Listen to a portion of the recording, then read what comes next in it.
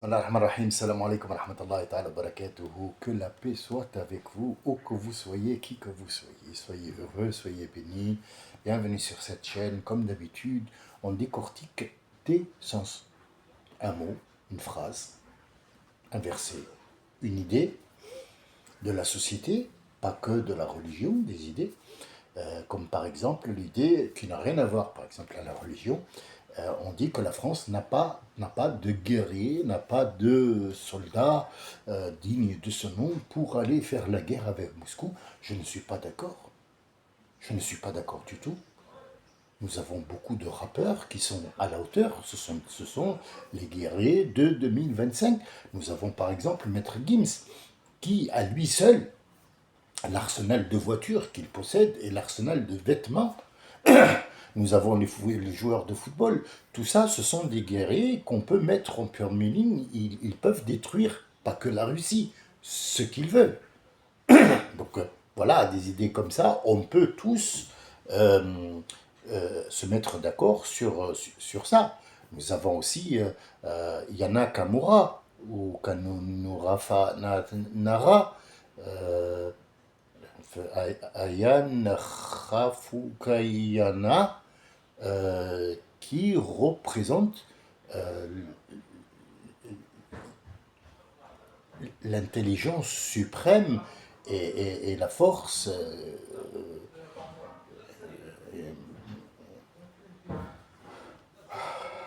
Voilà, c'est un sujet. Bon, passons aux choses sérieuses. Laissons ça de côté. Je voulais juste vous apporter une petite touche d'humour noir et un sens ironique pour vous dire que nous vivons dans un monde qui...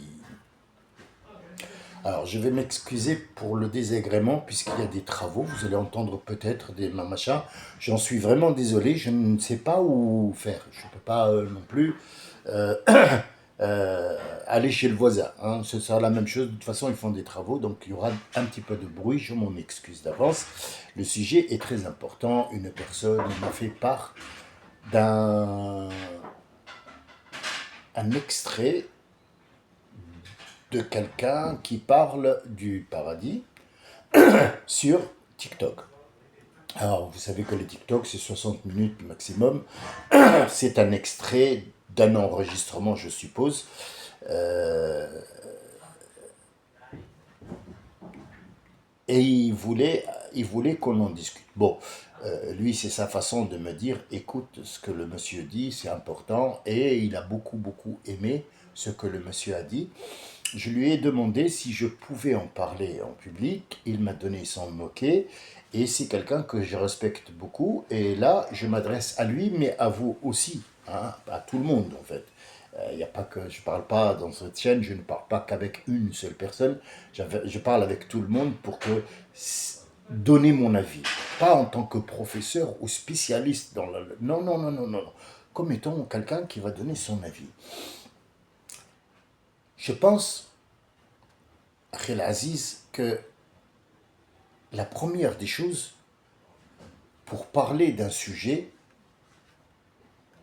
qui est extrêmement sérieux, il faut déjà savoir de quoi on parle. Deuxièmement, c'est pas le fait de parler en arabe qui fait de toi que tu sois un arabe. Si maintenant moi je parle mandarin, est-ce que si je vais leur dire que je suis chinois, ils vont me croire? Et pourtant je parle mandarin. C'est la même chose. C'est la même chose.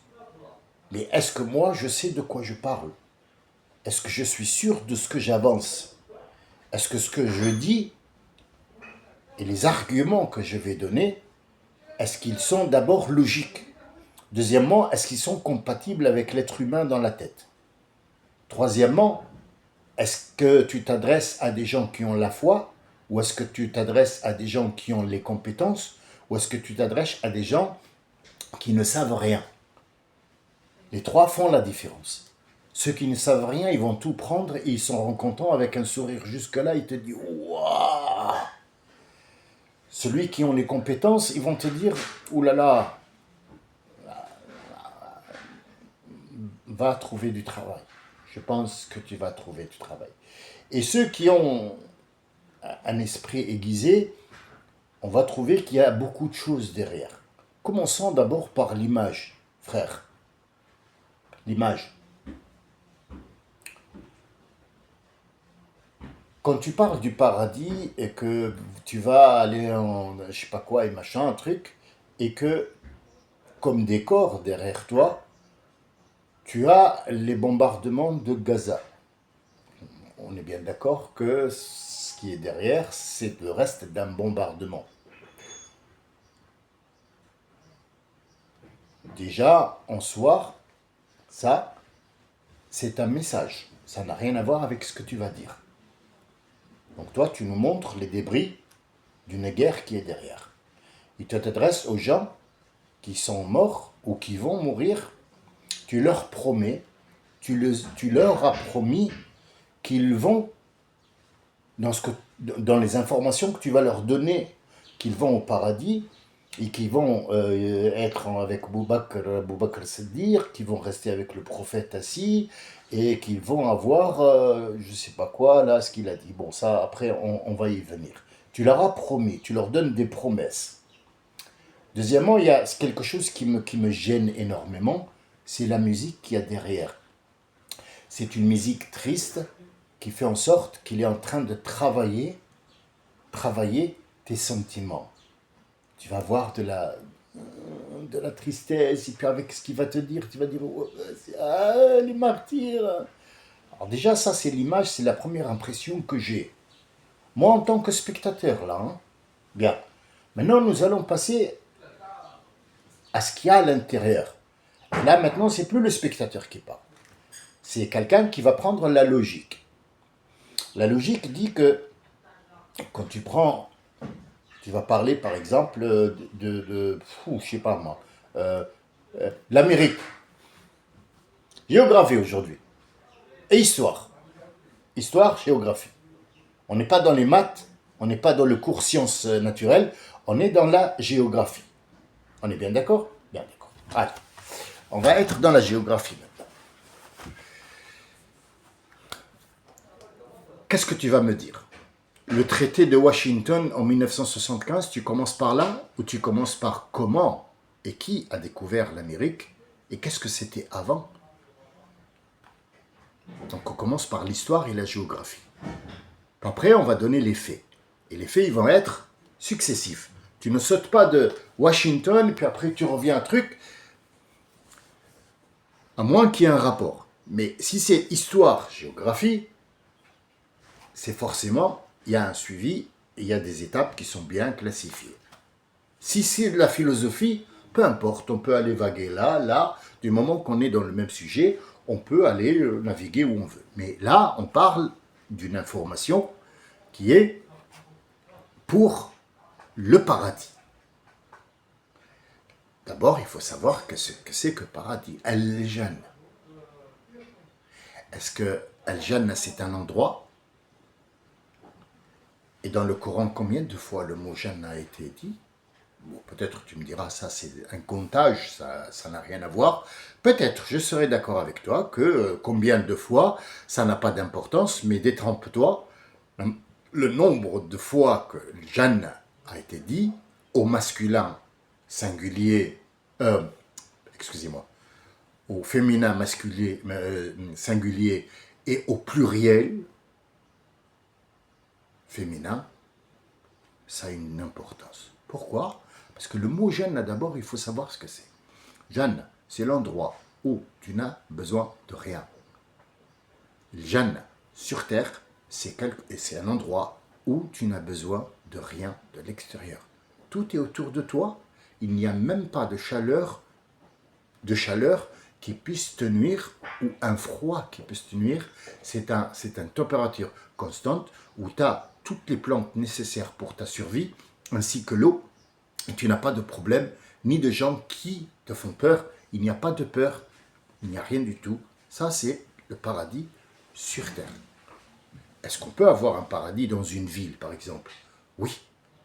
Est-ce qu'on peut avoir un paradis en banque? Oui. Paradis fiscal, paradis, rue paradis, le paradis. Oh là là, t'as un bel appartement. En purée, on dirait que t'es au paradis, toi. Hein, t'as besoin de rien, en fait. Hein. T'as de l'argent en banque, c'est le mot paradis. Le mot paradis, maintenant, que Dieu nous donne comme étant une récompense. Est-ce que c'est un lieu? Est-ce que c'est un lieu? C'est un endroit? Oui et non. Prenons d'abord le nom. Non, ce n'est pas un lieu. C'est quoi? C'est une récompense. C'est une notion. Je vais te donner ce que tu n'as pas eu quand tu étais vivant. Mais alors, là, je ne suis pas vivant? Non, là, tu es éternel. Ça, c'est après hein, la mort. Après la mort, il y a l'éternité. On ne parle plus de vie. On ne vit plus. La vie aussi, c'est une notion. Physiquement ressenti, oui, c'est un ressenti physique, et c'est un ressenti psychologique, sentimental, et ainsi de suite. Les sensations, les cinq sens, ainsi de suite. Donc, vivre, c'est un petit temps. Et même le temps, c'est une notion. Mais après la mort, il n'y a plus de vie. Il y a l'éternité. Il n'y a plus de vie, parce que la vie est vraiment située entre deux temps. Le temps que tu arrives et le temps que tu partes. C'est ça la vie. La vie, c'est un moment court, c'est une notion, c'est un passage. C'est un passage d'un acte à une éternité. Est-ce que cette éternité qui est après, on a besoin si vous voulez, des ingrédients dont on a besoin pour vivre. Pour vivre la vie, là, le temps, c'est une notion. On a besoin d'ingrédients, oui. L'air, l'eau, les aliments, les sentiments, le regard, le toucher, la croyance, le tatati, patata, machin, guerre, mort. Ah, ça c'est la vie. Est-ce qu'on a besoin de ça? Après, quand on sera éternel, tu as besoin d'un rein pour faire quoi? Logique. Si tu es mort, le rein, il sert à quoi? Dans la vie, le rein sert à filtrer l'eau que tu bois. Tu ne vas pas boire pendant 80 ans si tu vis 80 ans. Tu ne vas pas boire pendant 80 ans et l'eau, il est là pendant 80 ans. Il faut qu'il s'évacue. S'il est évacué, donc c'est qu'il y a le poumon, le truc qui traite les sauvages, les sauvages. Le sauvage, la trachée, le truc, le cœur qui bat, qui donne l'oxygène, la vessie qui se remplit, l'appareil reproductif pour évacuer l'eau, pour évacuer par derrière, il te faut des tomates, bouger, ainsi de suite, ça c'est la vie. Mais une fois que tu as fini la vie, ce passage qui s'appelle la vie, il est fini, tu passes à l'autre monde. Est-ce que dans l'autre monde, il te faut des tomates? Alors qu'est-ce qu'il te promet Dieu? Il te promet ce que tu n'as pas eu ici, ou que tu as eu avec la sueur de ton front, avec le malheur, avec le mal, avec le ressenti, avec même un petit bouton comme ça qui te fait mal. Tout ça, tu ne l'auras plus de l'autre côté, parce que ça, en fait, c'est l'épiderme qui s'est un petit peu arraché, donc tu as la sensation que ça fait mal et ça va s'infecter, tout ça. Mais de l'autre côté, il n'y a plus d'infection, puisqu'il n'y a plus de sang, il n'y a plus d'eau, il n'y a plus de cœur qui bat, il n'y a plus de poumons.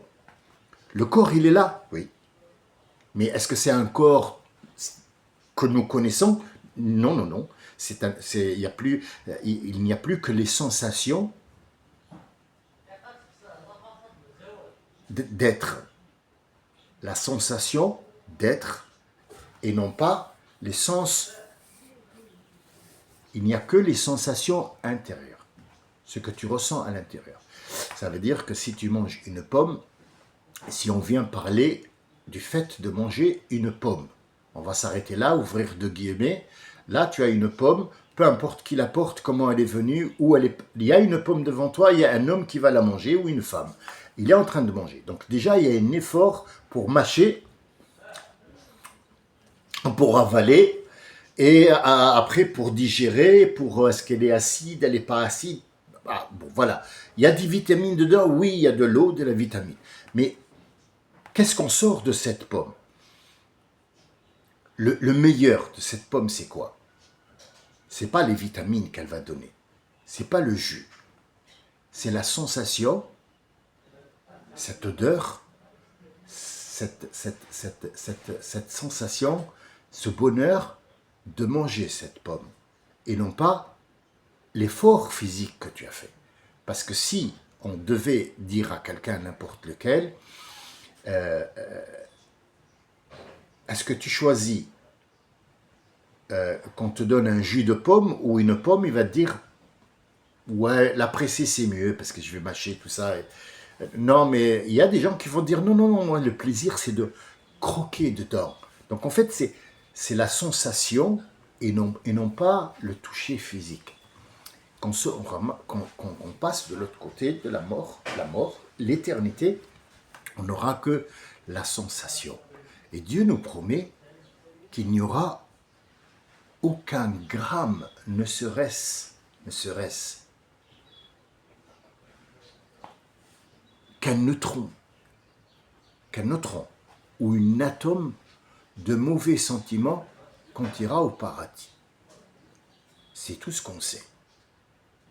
Tout le reste des informations qu'on a sur le paradis, ce sont des métaphores pour que tu puisses vivre avec dans ce passage de vie pour arriver après où tu auras une récompense dont Dieu dit il n'y a aucun œil qui a vu et aucune oreille qui a entendu. Est-ce que le prophète alayhi salatu wassalam, a un œil et une oreille? Oui. Qu'est-ce qu'un œil? Qu'est-ce qu'une oreille? Un œil, c'est l'instrument de regard. C'est l'instrument que tu utilises pour voir. Si l'instrument il est défaillant, c'est que tu ne vois pas l'image comme elle est. Mais tu as un cerveau qui imagine. Ah, oula, là on commence à toucher. Bien, imagine. D'accord, on va imaginer. L'oreille, c'est l'instrument qui te sert à capter le son. Mais si l'appareil qui capte le son est défectueux, tu as des vibrations. Donc le cerveau va essayer de détecter ou d'imaginer cette vibration, à quoi elle est due. Imaginer. Donc Dieu et son prophète nous donnent une imagination de ce que pourrait être, après la mort, la récompense. Ce monsieur qui a, je respecte, qui a fait de son mieux pour parler, mais il a parlé tout en étant dans la détresse, et il a utilisé la ruse pour jouer sur les sentiments. Mais les informations qu'il donne, ils sont faux. D'abord, ils ne sont pas alignés et successives. Ils sont en désordre. Deuxièmement, il nous a dit que nous allons rester avec Abu Bakr et avec Omar. Je ne crois pas. Parce que là, lui, il parle du jour du jugement et en même temps, il parle du paradis en même temps. Alors, ou tu me parles du jour où on va te juger, ou tu me parles de après. Parce que là, tu mélanges les deux. Et quand on mélange les deux, celui qui nous écoute, il va dire, je pense que c'est des conneries ce qu'il raconte. Parce que c'est pas logique que nous sommes en train de regarder Dieu. Or, nous ne verrons pas Dieu tous. Il y a des gens qui ne verront pas Dieu et Dieu ne voudra pas les voir. Tu as émis, mon frère, de voir ça. Une. Deuxièmement, le prophète, alayhi salatu salam, il est dans le Fardaous al-A'la. Pas tout le monde sera avec le prophète. Il y a 8 étages au paradis. La moindre, l'étage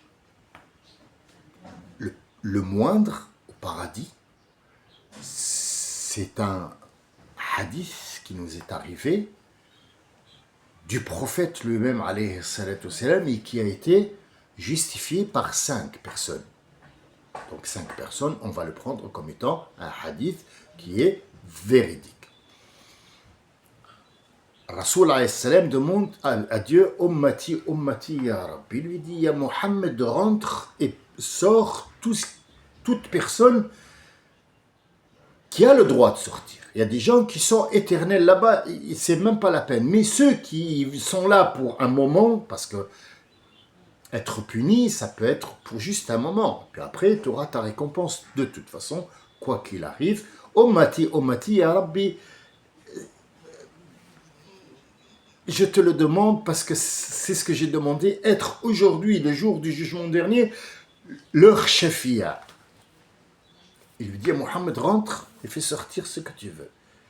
Il rentre, mais le feu va s'éteindre. Il lui dit, ah Rabbi, dis à Mohammed de sortir parce que je suis en train de m'éteindre avec sa lumière. Mohammed, quand il rentre en enfer, l'enfer s'éteint. Et ça n'arrange pas l'enfer. Donc il demande, ya Rabbi, dis à Mohammed de sortir, je ne peux pas. C'est un honneur pour moi, mais je ne peux pas m'allumer quand il est là. Donc il fait sortir la plupart. Mais la plupart vont quand même purger leur peine. Et le dernier qui va sortir, il va sortir enfumé. Regardez l'image que notre prophète nous donne. Il sort enfumé. Ça veut dire, il se reconstruit petit à petit avec le corps de l'autre côté qui, en vérité, il n'a pas soif ou... Non, du tout. Et il lui dit, ya Rabbi, tu m'as fait sortir, j'étais en train d'être purger ma peine, et tu m'as fait sortir et tu me montres le paradis. C'est pour mon corps me torturer. Et lui dit non, ce paradis-là, il est à toi. Il dit, ah Rabbi, ça rentre dans la torture, parce que là, j'étais en train d'être torturé, et c'est comme si tu le faisais exprès pour me torturer encore. Tu me dis, t'as vu le paradis, puis après tu vas me remettre. Tellement il y croit pas. Il lui dit non, mais ça te plaît pas, ça te plaît pas. Rajoutez-lui 10. Donc il aura la surface, c'est pas une surface où on marche, c'est bien sûr une métaphore. Tu auras 10 fois la quantité de ce que tu vois pour toi. Rien que pour toi, c'est ton bien au paradis. Et il y aura des millions avec toi qui ont la même quantité et plus que toi. Ça, c'est le premier. Puis après, étage, c'est pas comme le paradis, l'enfer, c'est le premier étage, c'est le moindre. Après, tant on descend, et tant ça devient saqar. C'est le fond du foyer. Autant être brûlé avec au moins la chaleur que être dans les braises en bas. Contrairement au paradis, qui est, on commence par ceux qui vraiment sont rentrés au paradis parce qu'il a eu... Ça va quoi. Ça va au paradis. Mais il y en a qui l'ont mérité. Il y a les martyrs aussi qui sont autour, dans la lumière de Dieu. Ils ne sont pas au paradis, mais ils sont autour de la lumière de Dieu, dans la lumière de Dieu. Jabr, le frère de Ali ibn Abi Talib, quand on lui a coupé la première main, puis après la deuxième main, puis après on l'a torturé jusqu'à ce que, et on l'a traîné dans le champ jusqu'à ce qu'il n'en pouvait plus, et après à la fin on l'a tué avec une lance dans le cœur.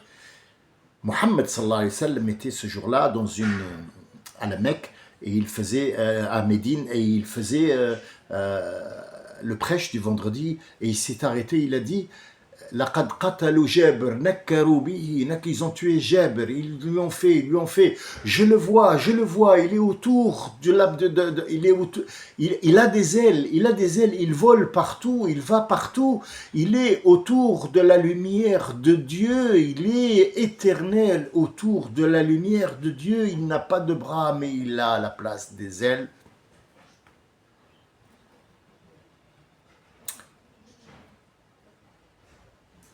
Ce monsieur a mélangé.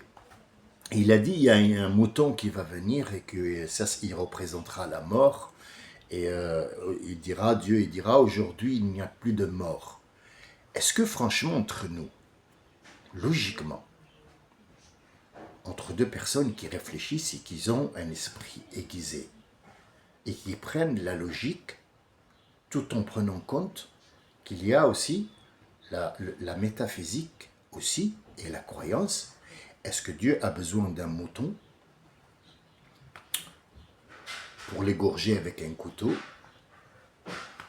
et dire, hein, le jour du jugement dernier, hein, donc il y a Allah Azza wa Jal, c'est la justice suprême, et donc qu'est-ce qu'on fait, je suis la justice suprême, allez, il se gratte la tête, bon c'est métamorphose, astaghfirullah l'azim, j'ai pas le droit de dire ça, mais c'est juste pour t'expliquer le côté que tu veux pas aller, ou tu veux pas aller regarder.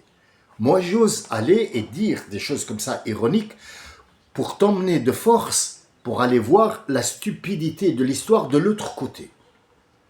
Pour que quand on te la donne jolie avec de la musique et de machin, va voir l'autre côté d'abord et tu reviens de ce côté-là pour voir. Donc, est-ce que Dieu n'a pas trouvé quoi faire? Allez, apportez-moi un mouton, on va l'égorger, et il représente la mort, il n'y a plus de mort. Est-ce que c'est logique? Une entité comme Allah Azza wa Jal, qui est là, que tout le monde regarde, et qui va te donner le paradis, les sensations, les choses qui sont que ni œil a vu, ni oreille a vu, et qui trouve rien à faire qu'apporter un mouton et l'égorger. Tu vois, tout ça, ces trucs qui nous arrivent des anciens, ils n'ont pas trouvé comment l'expliquer aux gens. Ils l'ont expliqué de cette manière-là, et les gens, tellement ils sont dans leur truc, ils nous l'ont ramené, cette histoire. Quand elle est venue bancale et déformée. Cette personne qui nous a donné les informations sur le paradis, d'où il les a eues, quand Allah lui-même et son prophète, il a dit, au paradis, personne n'a rien vu et aucune oreille n'a entendu ce que moi je vous prépare. Si le prophète et Allah lui-même a dit que personne ne sait ce qu'il y a là-bas, comment toi tu oses me dire que on mangera les poumons d'un poisson?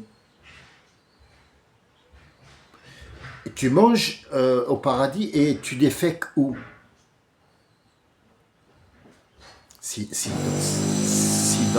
Je m'excuse pour le bruit, je suis désolé, mais je vais essayer de parler un peu fort pour qu'on s'écoute.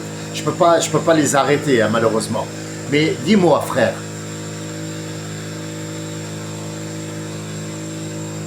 dans cette vie-là, on défèque parce qu'on a des poumons et des machins qui travaillent. Dans le paradis, quand tu manges, tu vas déféquer où?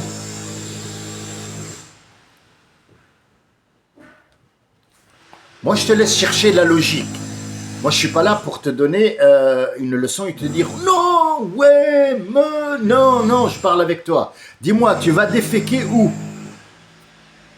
Et c'est la première fois que j'entends ça, parce que dans le Coran, quand il nous donne la métaphore de ce qu'on va manger au paradis, il dit par exemple, fi sourate al-Waqi'a, écoute bien ce qu'il dit, il dit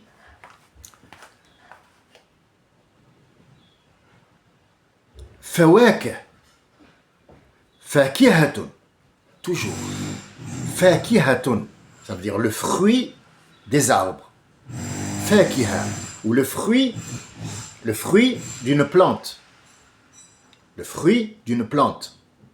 Et au paradis, nous dirons, c'est Dieu qui nous informe, quand on ira au paradis, nous dirons, mais ce fruit-là, on l'a déjà vu quand on était vivant. Il y a une ressemblance. Et Dieu leur dit non, c'est juste ta mémoire, parce que je n'ai pas effacé ta mémoire. Pourquoi je n'ai pas effacé la mémoire de la vie que tu as? Pour savourer le paradis.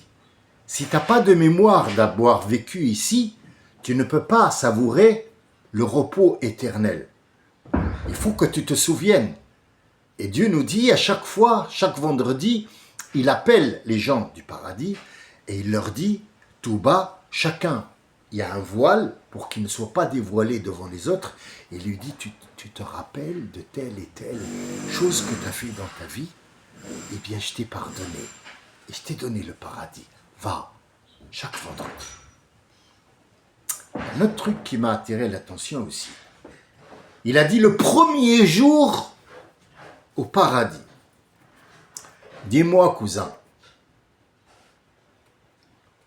quel jour?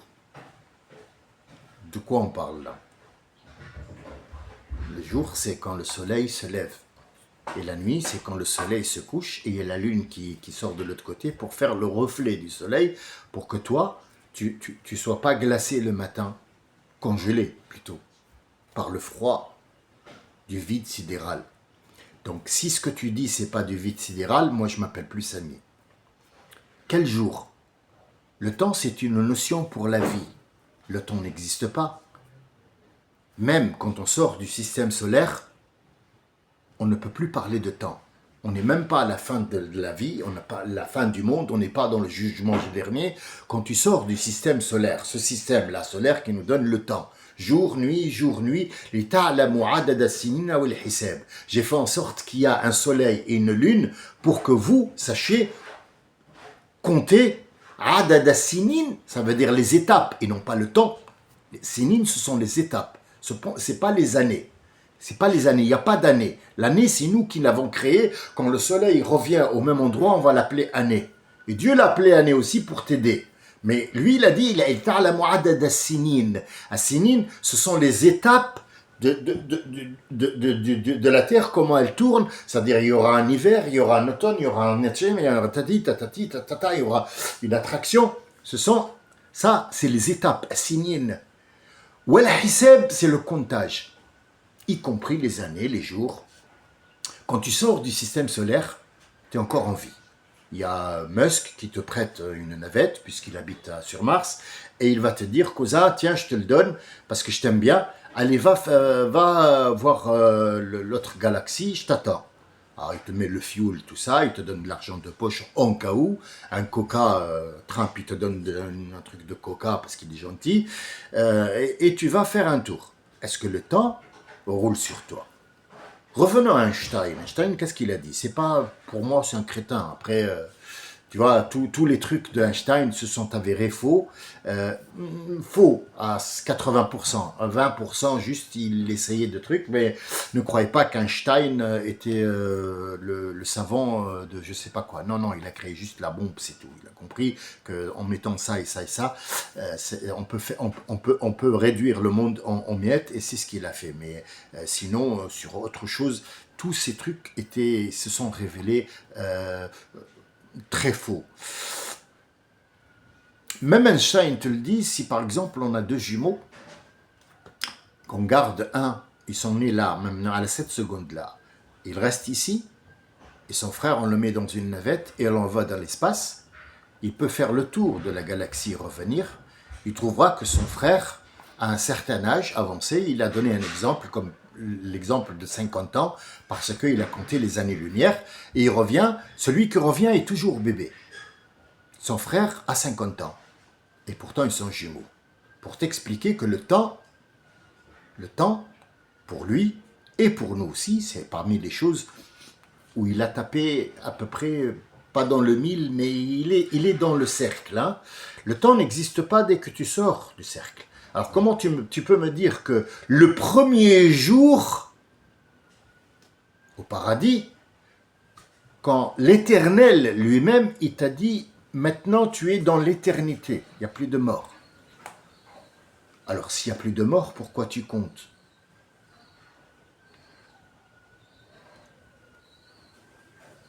Moi je pense, pour conclure, parce que là j'ai pris quand même 34 minutes, les gens peut-être n'ont pas compris ce que j'ai dit, ou les gens, pour ce sujet, pour eux. Alors je ne vais pas mettre en description en bas la personne qui a fait par respect à lui, et peut-être que je n'ai pas le droit aussi d'utiliser sa chaîne non plus, ou peut-être c'est son gagne-pain, hein, j'en sais rien du tout, parce qu'il y a de la publicité, donc il est sponsorisé. Sur TikTok aussi, il est payé. Donc pour moi, déjà, le seul fait qu'il soit sponsorisé, payé et de la musique, pour moi, je ne l'écoute plus, ou alors j'écoute et pour un petit peu le rectifier. J'ai donné mon avis, pas en tant qu'expert, mais une logique qu'on peut pas, on peut pas aller plus loin. Et pourtant, je n'ai fait que fleurer le sujet parce qu'on peut aller plus loin que ça. J'ai pas encore donné les arguments que notre prophète a dit sur. J'ai pas donné les arguments sur la description du paradis dans le Coran. C'est la description de ce que tu peux faire et qu'est-ce que tu peux avoir comme conclusion si tu fais ça avec les ingrédients que je te donne. Tu auras l'impression de vivre dans un paradis sur terre et non pas de l'autre côté, mais c'est métaphorique. Allah te donne la force de comprendre, la force de suivre, surtout de suivre, surtout ce grain de sable qui est important. C'est ce petit grain que tu dois suivre. Ne regarde pas la dune, ne regarde pas la dune, et surtout pas le film Dune. Surtout pas. Le film Dune, c'est une moquerie concernant l'islam. Ils sont en train d'utiliser les noms Mu'adib et le prophète qui est venu pour je sais pas quoi, et ils sont sur un autre truc, et les épices et tout ça. Ils sont en train, le film Dune est en train de se moquer de l'islam, de notre prophète et de notre religion. Ça s'appelle le film Dune. Et ils l'ont refait maintenant d'une autre version nouvelle. Et ils en ont fait un épisode juste pour refaire ça. Ainsi que le film Le Seigneur des Anneaux. C'est pour refléter le jour où il y a Jouj vont sortir, ainsi de suite. C'est pour déformer tout ça. Et nous, on est en train de raconter que des conneries. Soi-disant, le mec, il nous dit que nous serons avec Abu Bakr et Omar. Non, chacun a son étage. Et chacun a son éternité. Il n'y a pas de mouton qui va être tué le jour du jugement dernier, malgré que c'est un hadith qui a été rapporté. Mais tous les hadiths ne sont pas justes parce qu'ils ne sont pas logiques.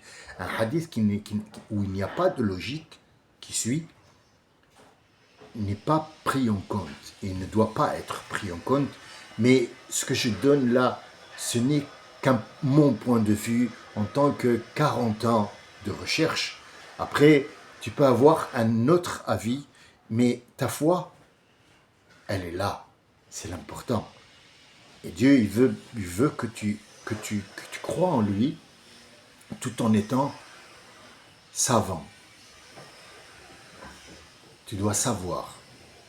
Le premier mot du Coran, c'est Iqra. Et Iqra, ce n'est pas la lecture des lettres qui n'existaient même pas. C'était la lecture de ce qui t'entoure, la lecture de ce que tu entends, la lecture de ce que tu vois. Allah, il a dit, la première des choses que j'ai données à l'être humain quand je l'ai créé, as-sama', as-sam'u, masculin singulier, as-sama', l'écho, tout le monde le reçoit de la même manière, c'est un seul écho. Mais al-absar, ça veut dire la façon de voir les choses. De voir, pas de regarder. De voir, parce que regarder c'est bien, mais il faut voir. Des vues. L'écho, les vues, ou al-af'ida, ils sont là, c'est pas le cœur, c'est al-af'ida. Al-fu'ad, c'est l'instrument qui te permet de comprendre et d'analyser l'écho que tu reçois. Et ce que tu vois, tu l'analyses avec le fu'ad. Voilà ce que dit Allah. As-sama' wal-absar wal-af'ida, dans ce petit fœtus. Et après, il va y avoir le lien avec sa mère et il va sortir dans ce monde avec un appareil auditif, un appareil orthopédique et un cerveau. J'espère que nous allons garder notre cerveau en fonction. J'espère que je t'ai rapporté comme étant mon avis sur mon expertise si on appelle ça une expertise. J'espère que tu vas le prendre bien et que tu vas voir le côté des bonnes choses, mais ose erroner ou erroner des choses pour mieux les voir et pour mieux les écouter. J'espère que je t'ai apporté à toi et aux autres une bonne position pour voir ce que moi j'ai vu. C'est à toi maintenant de voir de ton côté. C'est à vous aussi de voir de votre côté cette histoire-là. Tenez-moi au courant avec des commentaires et toujours, soyons polis.